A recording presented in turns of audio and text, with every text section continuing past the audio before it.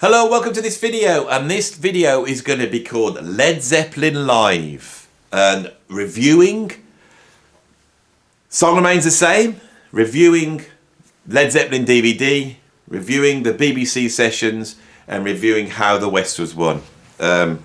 Right, I've just done a video on Deep Purple, and so often my favourite albums and favourite moments by them are live albums. I think Deep Purple are an absolutely incredible live band.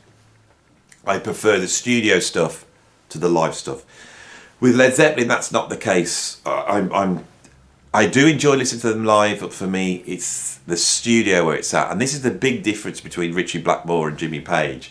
You know, Ritchie Blackmore is one of those guys, gets in, plays and gets out. It's all about the live experience. Whereas Jimmy Page had grown up in the 60s, and he forms Led Zeppelin with an incredible producer's mind, and he uses the studio as an instrument. So this creates a dichotomy with Led Zeppelin. When we're in the studio, we're really hearing them pushing the studio. Lots of overdubs, really exploring how do you record drums and how does the drum sound integrate into the sound of the track. How do you use overdubs? How do you use tape speed and echoes and effects? You know, on so many Led Zeppelin albums, you're listening to Robert's voice sped up and slowed down and all sorts of studio trickeries going on. Live, they're an exploratory rock band, very much like Deep Purple. Although for me, Deep Purple go more towards classical and jazz as a sort of bedrock of improvisation. Whereas with Zeppelin, it's more rooted in the blues, but not entirely in the blues. And I want to discuss that on this video. Another thing that is, I think I should mention, if you don't know, because you may have come here for the first time and not know, is that between 1997 and 2000, 2001, I was Robert Plant's drummer. And I toured with Robert Plant pretty extensively in a band called the Priory of Brian. So I've got a sort of inside view of Led Zeppelin. I was also a huge Led Zeppelin fan growing up. They were my favourite rock band. So I've got, I think, a pretty unique view of this band. I'm by no means an expert because there's people who know everything about Led Zeppelin and they will be able to tell you all about these albums. But what you're going to get is that perspective of someone who has actually been in that position of sat behind Robert playing and being involved in front of 20,000 people in some bizarre jam, which you don't know where it's going. And this is an absolutely unique experience to have had. And it's something that was pioneered by those bands of the 60s. And Led Zeppelin were one of those bands. So let's start with the dichotomy. In the studio, Led Zeppelin are the ultimate studio band, using every trick at that time that was available to a band, right? Live, it's something else. Live, you're not going to get a studio version of the track, studio track. You're not going to get that version. You're going to get a completely different version. This band are going to riff and jam and expand on all this stuff, right? Certain tracks are going to be used as vehicles for improvisation. Led Zeppelin do this all the way through their career. One of them where they're really going to explore the sort of avant-garde ends of improvisation, the progressive ends of improvisation, is going to be Dazed and Confused off the first album. So when you go towards these live albums, you're often going to get a half-hour version of Dazed and Confused, which is somewhere between blues improvisation, almost like free jazz, but coloured with a sort of almost like Gustav Holst's The Planets vibe. That seems to be only on Dazed and Confused, but listening to these live albums I have all week, that's something that suddenly I thought, well, you know, Page keeps going towards this sort of almost like Holstian sound within this. Incredible, absolutely incredible. And also, we're going to have Whole Lot of Love. And on Whole Lot of Love, we're going to have, again, stuff which is almost like, you know, almost like free jazz. Free jazz with a beat, you know. Noises, sounds, squeals, howls, you know. But also, they're going to explore their roots. They're going to go into cover versions of old rock and roll tunes. And this is a feature of all these albums. Right, so growing up in the 70s, we had one live album to listen to, which was an authorised live album. And this was Song Remains the Same. And anybody was aware that what was going on, we didn't quite feel like this was a live album. And the reason for that is because it's not technically a live album, it's a soundtrack to the film. All right? The film was shot at Madison Square Gardens, it was filmed in 1973, came out in 1976. There was a lot of editing and a lot of fiddling around with that. And I think people felt that it wasn't actually that great a representation of Led Zeppelin live. It was more an experience that had been created, a cinema experience that involved a live concert, right? So Song Remains the Same is a bit of an anomaly. But the 4 albums I want to talk about, let's get them in chronological order. So first, in terms of the performance chronological order, the first one we need to look at is the BBC sessions. The first disc contains, really early on, 69, sessions from the BBC. These are studio sessions of tracks off the first and a few little smidges of the second album. These are almost like live in the studio recordings, which give you a different version of those studio tracks. Of course, the band's jamming, and often you'll hear different ideas in there. And with some of the songs that have been played early on, you hear sometimes them trying certain ideas out, and it's quite interesting to hear that. Disc 2 and a little bit on Disc 1 then features some early concerts. These concerts would be from 1970, right? I feel that a lot of these bands that came out of the 60s were a lot more exploratory in 69, 70, 71, and then these jams that they would play would then became like codified later on, and they became sort of showboating routines. So I find the earlier stuff a lot more less concise, but a lot more exploratory. The second disc of the BBC sessions is a live recording from, I think, 70. I think there's a version on this very early version of Stairway to Heaven, and what's interesting is to hear when it comes to that you can hear with that track Jimmy Page has actually got the bare bones of a guitar solo on there, whereas with other tracks they're doing the guitar solos whatever Jimmy Page wants, and in some points actually changing the whole feel of the song at the guitar solo point. The recording quality is impeccable with that. If we move on to the live DVD, which I think is the greatest achievement live of all these ones we're talking about today, I think the live DVD is culled from a whole bunch of sessions. I think the main bulk of it comes from a recording made in 70 at the Royal Albert Hall. We've got some extra tracks from the Madison Square Gardens sessions that make up Song Remains the Same. We have some incredible footage from Earl's Court, which I think was taken from the video screens. I think that gig was a very early example of them using video screens, and they had videotapes of what the screens filmed, I think. I only know this because I can remember when I was playing in the band with Robert, this was the project that they were working on, and if my memory serves me right, I think those tapes had to be taken to an oven so that they could get the best quality off them, and they had to bake them in an oven for about 3 weeks, I think, is what I was told. I can remember this actually going on, we've got these tapes of Earl's Court and they're being baked in this. And then some incredible footage from Nebworth 79. So the Led Zeppelin DVD, the live stuff on there is absolutely beautiful recorded and really covers their whole career. And listening to the Nebworth they've changed so much by that point live. They're far more concise, far more drawn in, far more faithful to the songs. I think Punk's come in and it's just pulled the band in a little bit, and the exploratory, side of them has been curtailed by probably the accusations of being overblown dinosaur pretentiousness, that had been levelled at bands like Led Zeppelin by the Punks.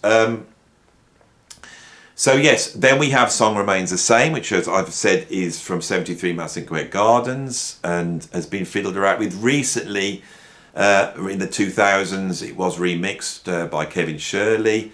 And I think they've really improved in terms of the sequencing and the editing and the way they've been able to pull stuff together to make it seem more like an actual Led Zepp gig. And I think now the version that's out there, I've only listened to it a little bit, is far more superior than what we had on the original Song Remains, the same album. And then, of course, we have the mighty How the West Was Won. Jimmy Page seems to think this is the best representation of what Led Zeppelin were doing live. It definitely catches them in 73, where they're at their absolute peak as the band that ruled the world. And you almost feel that when you listen to the album. The improvisations on Dazed and Confused on that album are absolutely incredible. The drum sound is really mighty. Like I said, I don't want to do a review of these albums. I want to talk to them about them as a whole and talk about Led Zeppelin live, and really get into what made that band great live, because it's different to what made them great in the studio. Putting these on again, there's obviously a real magic between all four members. The real virtuoso of Led Zeppelin for me is John Paul Jones. John Paul Jones is playing keyboards and guitar and never seems to put a foot wrong. His bass playing, sorry, I said keyboards and guitar, keyboards and bass. His bass playing is absolutely exploratory. He's one of the great rock bass players. He never misses a note. He never makes a mistake. He's rock solid. His keyboard playing is also fantastic. And him jumping between keyboards and bass throughout these live concerts, because of course in the studio he's able to overdub those. But live, often, if they're playing a track like No Quarter and he's playing electric piano, there's no bass there. We are literally listening to electric piano, guitar and drums. But such is the mightiness of Led Zeppelin that you don't notice it. And I think this comes from the mightiness of John Bonham. I think John Bonham's great innovation as a drummer is all to do with sound. Where does that sound come from? Well, I believe he's a big Buddy Rich fan. Now, there's a contentious issue here because John Bonham dying so young and there only be a limited amount of interviews. There's very few interviews where anyone bothered to ask him, who did he listen to? Now, playing with Robert and another number of other musicians, like I'm very good friends with Bev Bevan, you know, I play in a band with Bev, and one of my best friends, Kevin Gammond, who was the guitarist in the Band of Joy with John Bonham and Robert Plant in the late 60s. And I've also managed to talk to Clive Bunker from Jethro Tull about Bonham. And I've been able to tease together a whole set of influences there. And his influences seem to be big band drummers like Buddy Rich, primarily. Rock and roll drummers, Earl Palmer, you know, the drummers that played with like Little Richard, the drummers that played with Chuck Berry, those drummers. Ringo Starr is a big influence. I've been told this directly, a very big influence on what Bonham did. A lot of the soul drummers, Al Jackson, you know, all those types of drummers, and also fusion drummers. Drummers that I know he mentioned as influences would be Alphonse Mouzon and Lenny White, although I can't see how he wasn't influenced by Billy Cobham at the time. I think when you hear the sort of emergence of the Mahavishnu Orchestra in 1971, 72, and then you listen to the change in Bonham's drumming on House of the Holy, and you listen to a beat like the Crunge, which is not only taking in drummers like Clyde Stubblefield and Jabbo Sparks from James Brown's band, but also some of the odd time sort of cut up drumming that is Lenny White and Billy Cobham are doing. You can hear that. So they're the influences, but in terms of sound, he tunes his drums very similar to Buddy Rich. And I think it's the Buddy Rich drum sound, which is a very open sound. It's a very big band jazz sound. Nothing in the bass drum, two heads either side, a metal snare drum, Ludwig Superphonic, you know, tuned pretty high, not some big sledgehammer, but big toms. He's got big toms that are tuned low. It's a big sound. Coming up in Birmingham, the big sound, of course, was created by my good friend Bev Bevan, and I've spoken to Bev this morning on the phone. I'm planning to go over there to do 2 videos with him. One is to talk about ELO and the sort of influence of progressive rock on them, which I think will be interesting for people on this channel. But also, I want to talk about he's the guy that developed the big heavy drum sound. He was the guy who started to tune his drums down, sounds low, and I'm sure that was an influence on a slightly younger John Bonham at the time.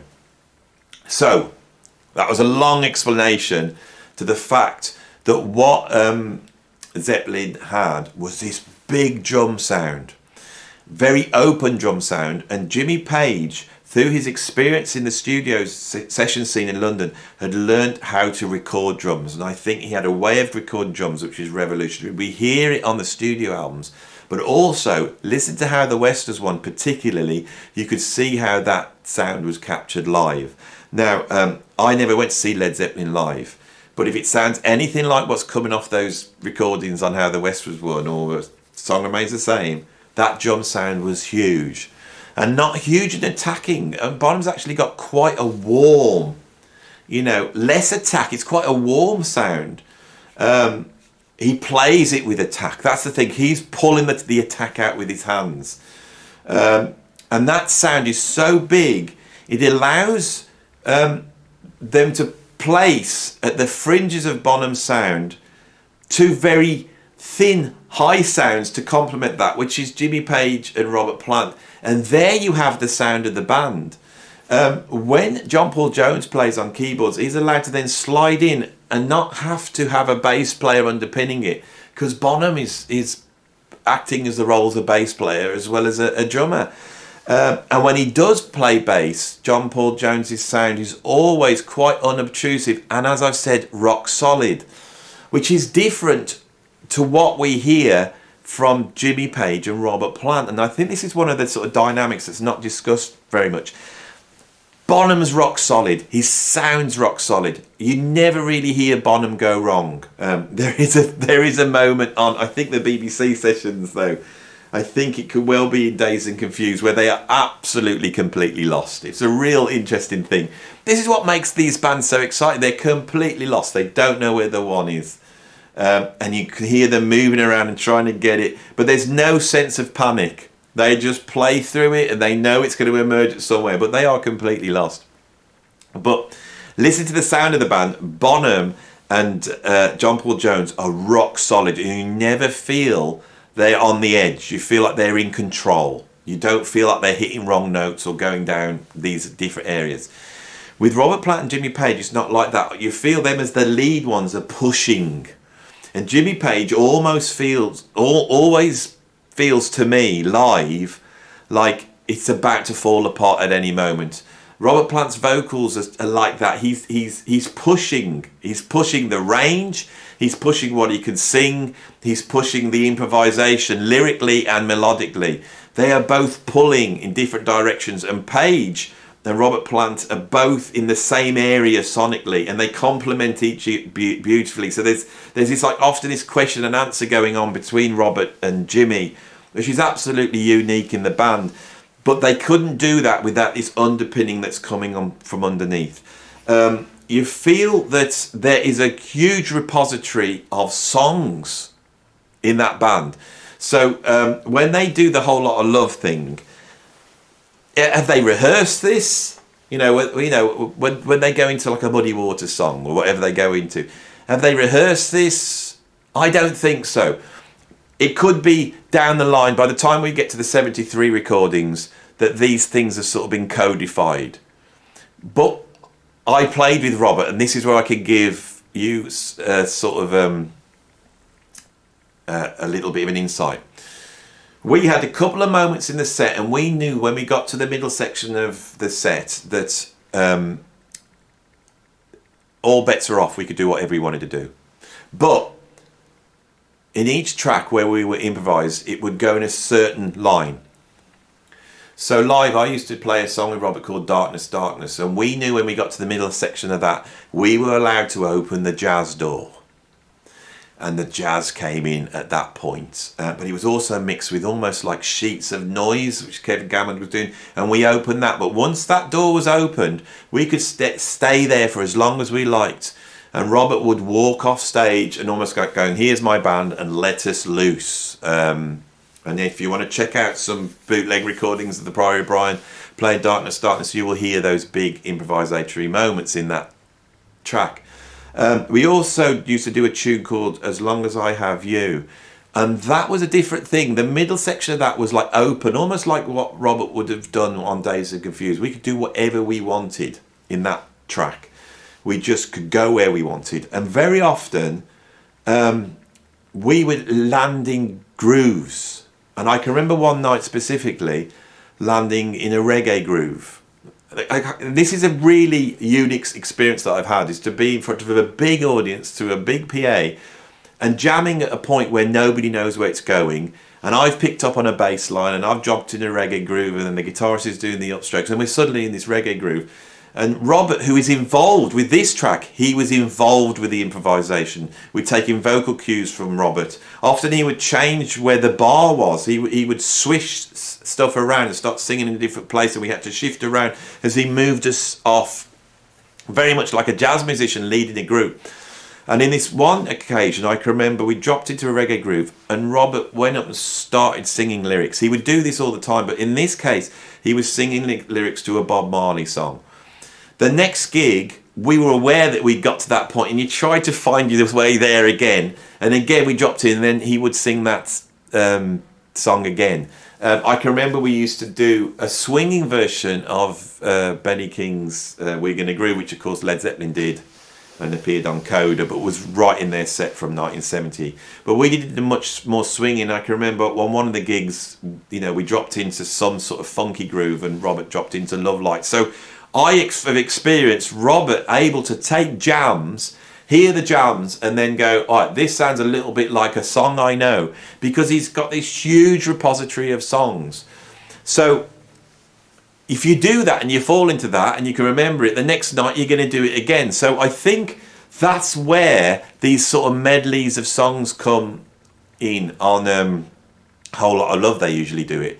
So there's a definite idea. The jams are going to go a certain way, and I think that is something that really makes the live album so interesting. So I've sat and then I've listened this week to over and over again. I've been going round and round How the West Was Won and the BBC sessions, and going over those, it's so exciting to hear them play these songs, the same song, and hear how different it is each time.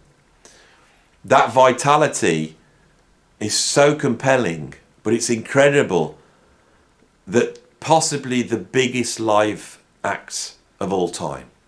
Because you remember when Led Zeppelin formed in 2007 or whenever it was to do that Armut Erdken gig, the Celebration Day. How many tickets did they sell for that gig online? It was like 3 million or something. The biggest band in the world is an out-and-out exploratory improvisatory band. Now, I haven't spoken about Celebration Day, but when we listen to that, we hear a much later version of Led Zeppelin where that exploration has gone away, and it's much more about faithfully recreating the songs, although there's more improvisation than what you would expect. But these albums that cover the period from 1970 to 73, the ones I've really talked about, absolutely essential. And I really wanted to have a video I could talk about it and really try and explain what I think is the magic on there. And I think I've done that. Have I done that? If not, I will come back to it. But I think I've done enough for today anyway. I live in Led Zepp country, and sometimes when I'm talking about it and I'm sat here, it'd be interesting to, get out of this room and take you out and have a look about what's actually out here, so you get a feel of this sort of hobbity area of the world that I live in. That would be interesting, wouldn't it? Anyway, who knows? We may do that one day. Hello and welcome to this video. And on this video, we're doing something different today. I'm out and about. I've just filmed a video on Led Zeppelin, and in this video I started to talk about where I live. And I live just south of Birmingham, and we are surrounded by countryside. It's basically like Lord of the Rings here. This is Hobbit. The world of the Hobbits is where I live. We're out in the countryside right now. I really wanted to get out on this video and just show you the sort of things that exist out and about, and this will be the first in a series of videos. I'm going to get out and try and get to certain places which hold a relevance to some of the stuff we talk about on this channel. So at the moment I'm about 10 minutes outside of my town, right, and I'm approaching a village called Rushek. I think we're about a mile or so away. We're in the middle of the countryside, driving down a very narrow country lane. So in a few minutes we'll be there, and we'll see what we discover. Hello, so we've arrived at the village of Rushek. We have this beautiful, what looks like a Norman church behind me. Come and take a walk. We are right in the heart of the English countryside, so take a walk this way. So we're just coming round. Actually, I think we'll have to go in here, won't we? I'm going the wrong way, so let's follow me in. Often I talk on my channel about the English aesthetic. This is where we find the English aesthetic. Part of it resides in this sort of countryside. We're in a tiny little village. Just come around to the graveyard here.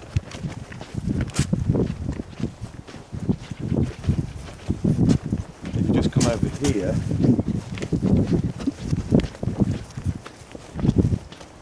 we'll see there's a few. Film around the grave. Just film around to get this sense of the place, sense of the tiny little graveyard. And over here we have the grave of John Henry Bonham, drummer with Led Zeppelin. And you can see people have brought all sorts of memorabilia. There's some incredible symbols actually here, some Zildjian symbols, there's drumsticks, there's all sorts of stuff. This is visited by so many people from so many different parts of the world, right? You can see across the top here all the cars, the drumsticks. It says cherished memories of a loving husband and father, John Henry Bonham, who died September 25th, 1980, aged 32 years. He will always be remembered in our hearts. Good night, my love. I think it's really hard to read it. What's really interesting coming here now and seeing this, I've been here a few times. What's really interesting is just seeing the passage of time that's happened since John Bonham died. The text on the gravestone is actually wearing away. When you look at the other gravestones in the area, they're much clearer. I don't know whether that's because people are touching the stone or not. But this is basically the area of the country where rock was born, and it's where, you know, John Bonham now sits at rest. It's a very moving thing. What really strikes me, as I said, is the amount of time that has passed since John Bonham died. We're talking now 42 years. I mean, it's more time passed than he actually lived, which is really interesting. So I wanted to show you this just to stick on the end of this video to give you sort of context of where I live and what I do, and that's it. So we're done. So if you like the video, please like. If you want to see more of me coming outside and finding stuff out and showing you a few interesting things, you know, put in the comments. If you want to know when I'm doing videos, hit the notification bell, and if you want to support me doing this stuff, then please join my Patreon. The link is down below. Okay, thanks for watching. I'll see you on the next video.